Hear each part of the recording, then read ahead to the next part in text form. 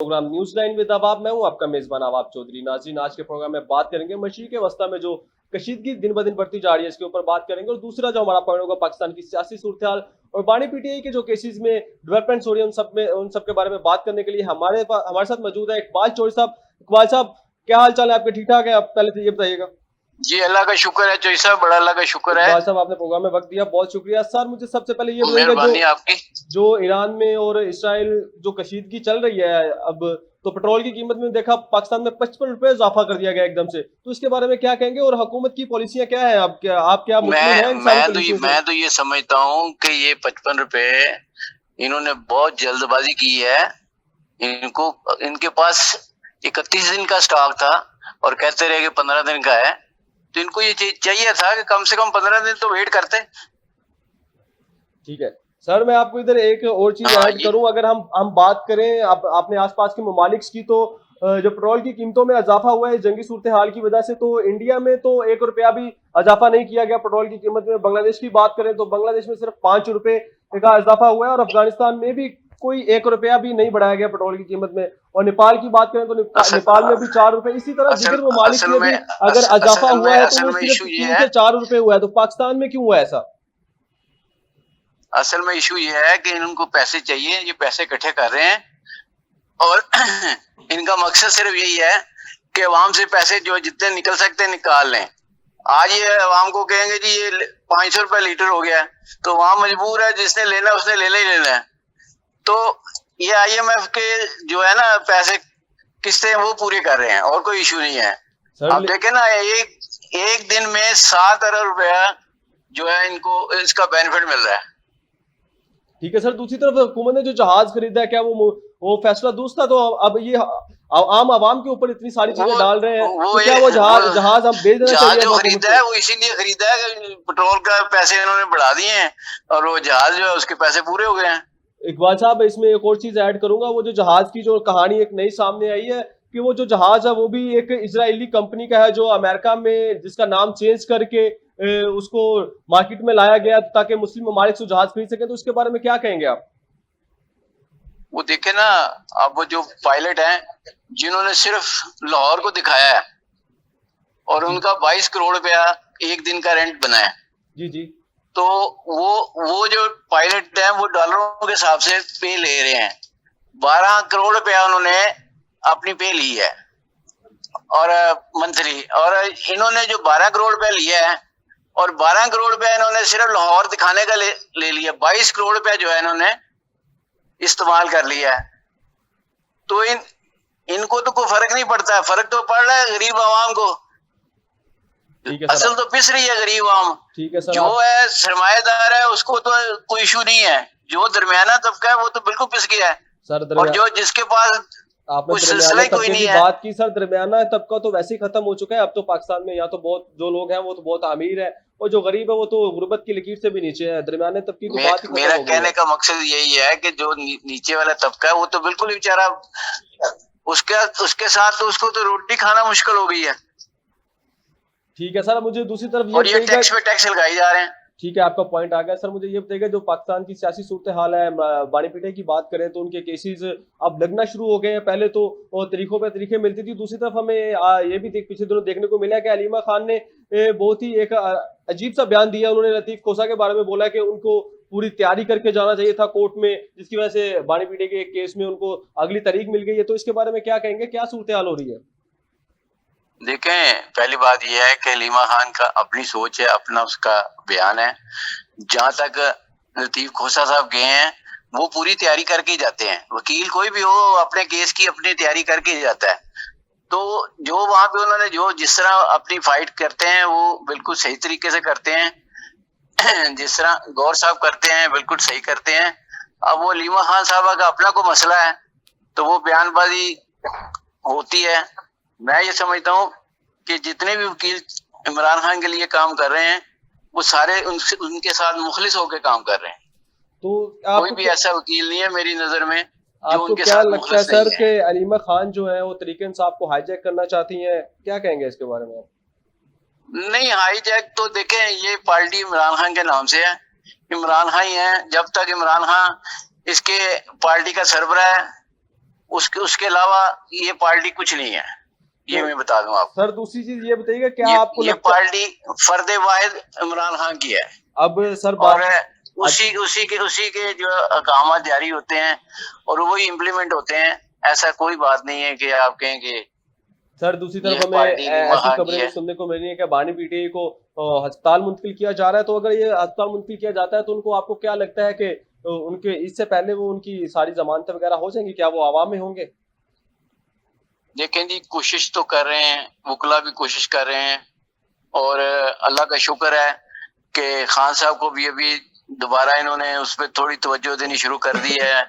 ये हुक्मरानों को थोड़ी सी होश आई है कि हम गलत कर रहे थे पहले, अब बेहतरी की तरफ जा रहा है। तो हम अल्लाह ताला से दुआ करते हैं कि अल्लाह ताला इसके मामला इमरान खान के बेहतर से बेहतर कर दे और ये सारी मुश्किलात जो है वो आसान हो जाए। सर अब मुझे ये भी बताइए कि ऐसी बातें भी हो रही है, क्या इमरान खान कोई डील कर चुके हैं जिसकी वजह से इतना रिलीफ मिल रहा है उन्हें? देखें जी, डील करनी होती तो वो जिस दिन गिरफ्तार हुए उसी दिन डील कर लेते हैं। देखिए वो ये हैं? सवाल। वो एक सिंपल मैं बात बताऊं आपकी उनको, जी जी। जो वो बात करते हैं, वो कहते हैं कि मैं जेल में रह के मुझे मौत कबूल है, डील कबूल नहीं है। अगर डील का मसला होता तो ये आज 3 साल पहले डील हो गई थी, सारा कुछ हो गया था। उसके बाद 20 दफा डील के चक्कर चले हैं, कोई ऐसी डील वाला मामला उस पे आते ही नहीं है वो। सर क्या हुकूमत ने कोई डील दी है बानी पीटी को? कोई आपके पास है कोई, क्या उन्होंने डील देने की कोशिश की है और क्या क्या शराइत थी उसमें, बता सकते हैं आप? हुकूमत ने कोई ऐसी डील नहीं दी है। हुकूमत को सिर्फ ये फिक्र पड़ गया है कि इमरान खान को कुछ हो गया, हमारे पे पड़ जाएगा, तो हम रास्ता वही था कि हॉस्पिटल भी जाएं और जमानतें का जो इशू है वो भी चला। अब तो काफी केसों में उनकी जमानतें हो चुकी हैं, काफी केसों में चल रहा है केस, तो इंशाल्लाह ताला बेहतरी आ रही है।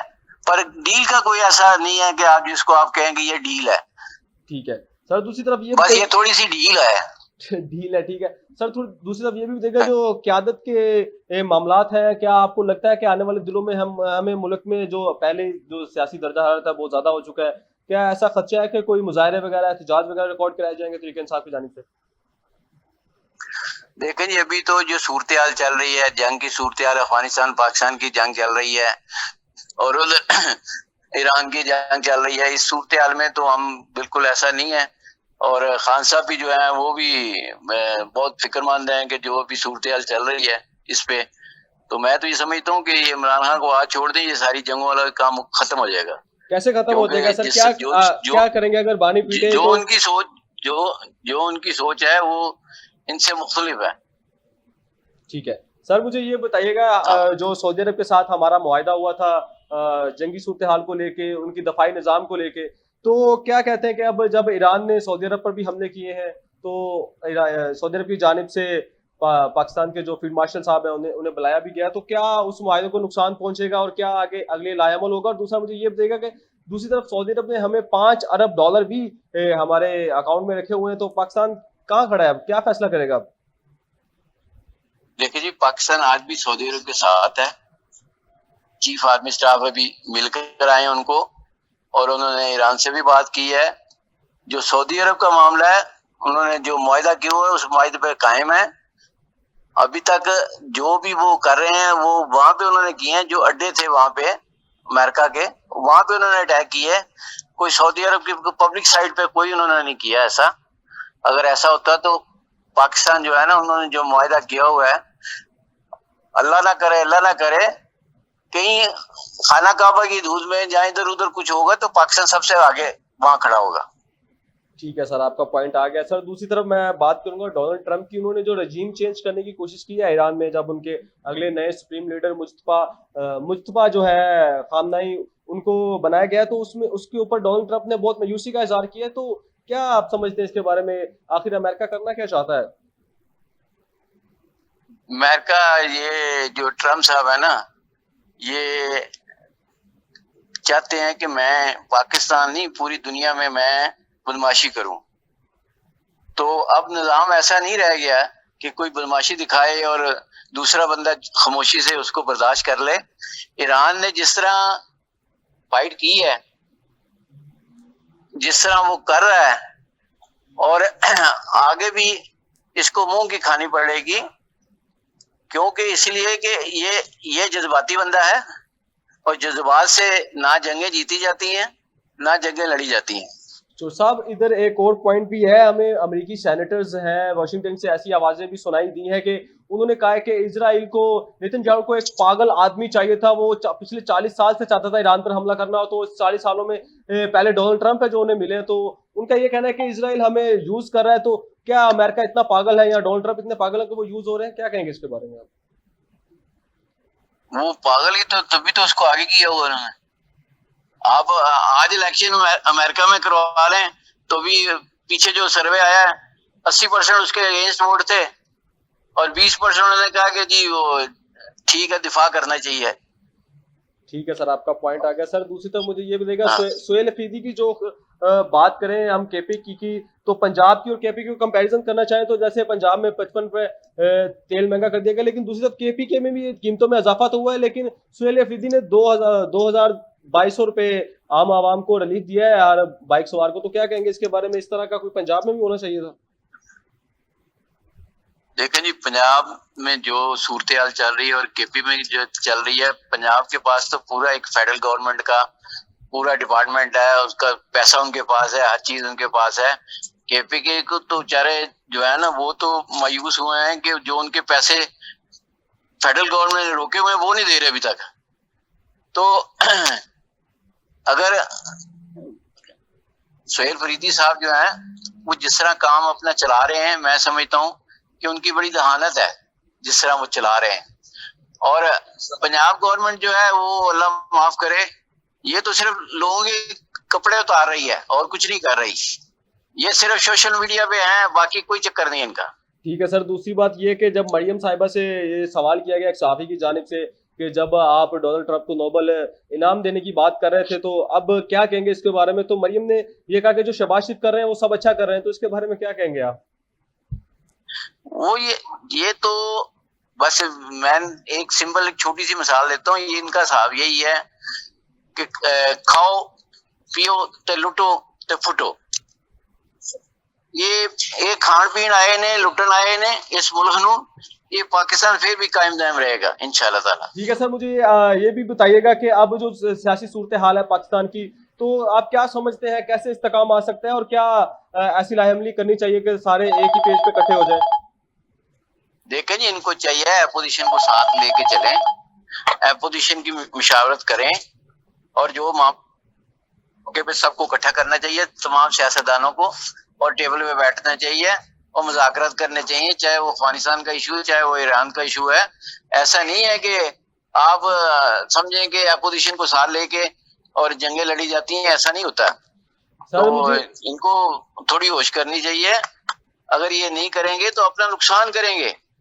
सर एक और चीज वाज़ह करिएगा, पाकिस्तान तहरीक इंसाफ की क्या ऐसी शराइत है जो हुकूमत मानना नहीं चाहती? अगर तहरीक इंसाफ वहाँ पे डटी हुई है और इस्तेकाम आ जाएगा तो कैसे आएगा? और क्या हम ऐसा हमें देखने को मिलेगा कि आने वाले दिनों में, आने वाले कुछ महीनों में हमें इलेक्शन नजर आ रहे हैं या नहीं?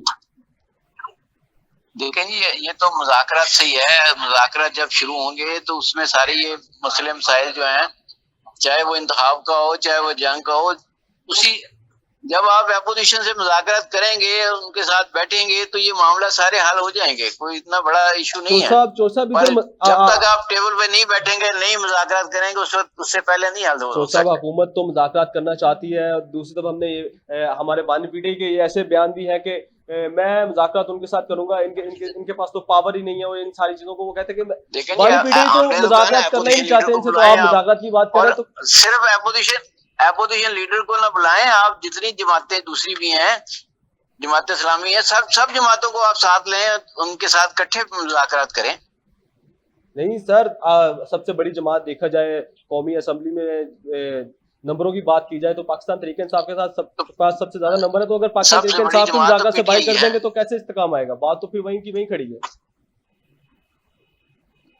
नहीं, वो आपकी बात बिल्कुल ठीक है, और मेरा कहने का मकसद ये है कि जब तक आप टेबल पे बैठ के मुज़ाकरात नहीं करेंगे, सबसे बड़ी जमात इस टाइम जो है वो अपोजिशन जो है वो पीटीआई है। ऐसे ही है। तो पीटीआई इस बात पे तैयार है कि बाकी जमातों को भी साथ ले गए, मुज़ाकरात होने चाहिए। आप इसको ब्रीफिंग जब तक देंगे सूरत हाल की, तो उस वक्त तक बात तो कैसे साहब की जा तो सब सकेगी? यही यहीं पे आपको बात कर रहा हूँ मैं, क्या बानी पीटे ही नहीं चाहते इनके साथ बैठना? नहीं, बानी पीटीआई तो बैठेंगे, तभी बैठेंगे ना जब वो उनके केस खत्म होंगे, बाहर आएंगे, फिर ही बैठेंगे ना। उन्होंने अंदर जेल के अंदर से पैगाम दिया है सर के जो इनसे मुज़ाकरात करेगा वो हम में से नहीं, वो हमारी पार्टी से नहीं, उन तल्लीकों का इजहार किया उन्होंने। तो क्या है, आप कैसे कह सकते हैं कि बानी पीटे ही चाहते हैं मुज़ाकरात करना? नहीं नहीं, बानी पीटीआई जो है ना वो बिल्कुल इस इशू पे, जहाँ पे पाकिस्तान की बात होगी उसके उसके लिए हमेशा वो तैयार है।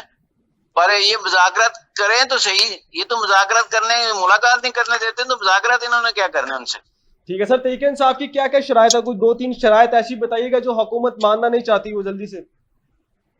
अभी तो ऐसी कोई शराइत नहीं रखी, सिर्फ ये कहा है कि टेबल पे बैठे हैं, मुज़ाकरात करें, जो जो अपोजिशन कर सकेगी, जो पीटीआई कर सकेगी वो करेगी, ठीक है और सर, जो दूसरी हुकूमत कर सकेगी वो भी करेगी इंशाल्लाह ताला। ठीक है सर, आपका पॉइंट आ गया। मशरिक वस्ता की तरफ दोबारा जाएंगे सर। मुझे ये बताइएगा, अब ईरान के साथ चीन भी खड़ा है, रूस भी खड़ा है, तो क्या अगर ये जंग हमें तीसरी जंग अजीम में तब्दील होती नजर आती है तो पाकिस्तान किधर खड़ा होगा? अमेरिका के साथ या ईरान के साथ खड़ा होगा? क्या कहेंगे इसके बारे में?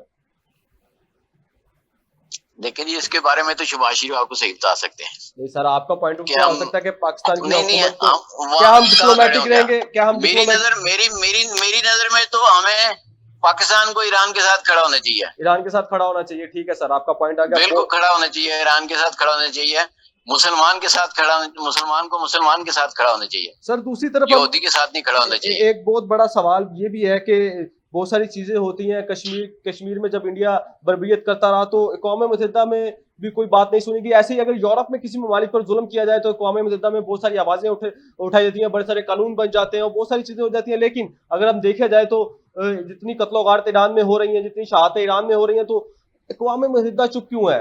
वहां से कोई आवाज क्यों नहीं आ रही? क्या कहेंगे इसके बारे में आप? वो सारे बस सारे बिके हुए हैं, आवाजें किसने उठानी है? अभी देखे ना, कराची में 14-15 बंदे मरे हैं, स्कतू में 24 बंदे मरे हैं। तो ये आप क्या समझते हैं? कोशिश तो हर बंदा कर रहा है, एहतजाज भी कर रहा है। ठीक है सर, आपका पॉइंट आ गया। बहुत शुक्रिया, प्रोग्राम में अपना वक्त दिया। नाज़रीन, अगले प्रोग्राम में मुलाकात होगी। आज का प्रोग्राम आपने देखा, मेहरबानी चौधरी साहब, मेहरबानी बहुत चौधरी बहुत साहब, शुक्रिया सर, थैंक यू, बहुत थैंक यू, शुक्रिया। नाज़रीन, थैंक इसी के साथ प्रोग्राम का वक्त खत्म होता है। अगले प्रोग्राम में आपसे मुलाकात होगी एक नए मेहमान के साथ, एक नए टॉपिक के साथ। तब तक के लिए अपने मेजबान को दीजिए इजाजत। पाकिस्तान जिंदाबाद, पाकिस्तान पाइंदाबाद।